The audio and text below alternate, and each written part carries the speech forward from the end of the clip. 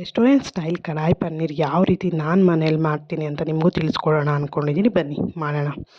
ಒಂದು ಕಡಾಯಿ ಇಟ್ಟು ಅದಕ್ಕೆ 3 to 4 ಟೇಬಲ್ ಸ್ಪೂನ್ ಆಗೋಷ್ಟು ಎಣ್ಣೆ ಹಾಕ್ಕೊಂಡು ಒಂದು ದೊಡ್ಡ ಗಾತ್ರದ ಈರುಳ್ಳಿನ ಕಟ್ ಮಾಡಿ ಹಾಕ್ಕೋಬೇಕು. ಅದು ಚೆನ್ನಾಗಿ ಕಲರ್ ಚೇಂಜ್ ಆಗೋವರೆಗೂ ಹುರ್ಕೊಳ್ಳಿ. ಮತ್ತು ಅದಕ್ಕೆ ಒಂದು 3 ಟೊಮೆಟೊನ ಕಟ್ ಮಾಡಿ 3 ಟೊಮೆಟೊನ ಕಟ್ ಮಾಡಿ ಹಾಕ್ಕೊಳ್ಳಿ. ಮತ್ತು ಅದನ್ನು ಚೆನ್ನಾಗಿ ಸ್ಮ್ಯಾಶ್ ಆಗೋವರೆಗೂ ಬೇಯಿಸ್ಕೋಬೇಕು. ಮತ್ತು ಅದ್ರ ಜೊತೆಲಿ ಗೋಡಂಬಿ ಸಹ ನಾನು ಆ್ಯಡ್ ಮಾಡ್ತೇನೆ. ಒಂದು 5ರಿಂದ 6 ಗೋಡಂಬಿನ ಆ್ಯಡ್ ಮಾಡ್ಕೊಳ್ಳಿ. ಅದು ಚೆನ್ನಾಗಿ ಸ್ಮ್ಯಾಶ್ ಆಗಬೇಕು, ಆಗೋವರೆಗೂ ಹುರ್ಕೊಳ್ಳಿ. ಸ್ಮ್ಯಾಶ್ ಆದಮೇಲೆ ಅದನ್ನು ನೀಟಾಗಿ ಆರಿಸಿ ಅದನ್ನು ಒಂದು ಜಾರ್ಗೆ ಹಾಕ್ಕೊಂಡು ಸ್ವಲ್ಪ ಕೊತ್ತಂಬರಿ ಸೊಪ್ಪು ಆ್ಯಡ್ ಮಾಡಿ ತಿಕ್ ಪೇಸ್ಟಾಗಿ ರುಬ್ಕೊಳ್ಳಿ.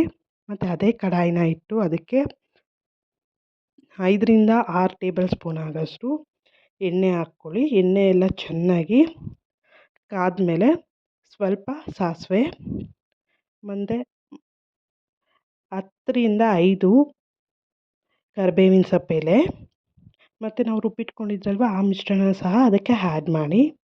ಮತ್ತು ಅದ್ರ ಜೊತೆ ಸ್ವಲ್ಪ ವಾಟರ್ ಆ್ಯಡ್ ಮಾಡಿ ಮಿಕ್ಸ್ ಮಾಡಿಕೊಡಿ. ಒಂದು 5 ಮಿನಿಟ್ಸ್ ಬಾಯ್ಲ್ ಆಗಬೇಕದು ಚೆನ್ನಾಗಿ.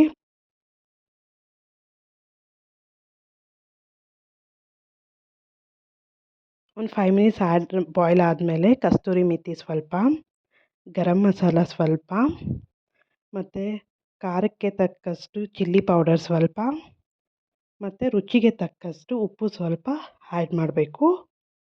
ಆ್ಯಡ್ ಮಾಡಿ ಅದನ್ನು ಒಂದು 5 ಮಿನಿಟ್ಸ್ ಬಾಯ್ಲ್ ಮಾಡ್ಕೊಳ್ಳಿ. ಹಸಿ ಸ್ಮೆಲ್ ಹೋಗೋವರೆಗೂ ಬಾಯ್ಲ್ ಮಾಡ್ಕೊಳ್ಳಿ. ಮತ್ತು ಅದಕ್ಕೆ ಸ್ವಲ್ಪ ಜೀರಾ ಪೌಡರ್ ಸಹ ಆ್ಯಡ್ ಮಾಡ್ತಾಯಿದ್ದೀವಿ. ಸ್ವಲ್ಪ ಜೀರಾ ಪೌಡರ್ ಸಹ ಆ್ಯಡ್ ಮಾಡ್ತಾಯಿದ್ದೀನಿ.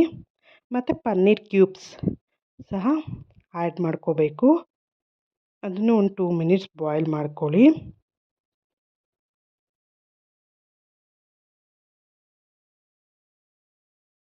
ಅದು ಬಾಯ್ಲ್ ಆದಮೇಲೆ ಸ್ವಲ್ಪ ಬೆಣ್ಣೆ ಸಹ ಹಾಕಬೇಕು.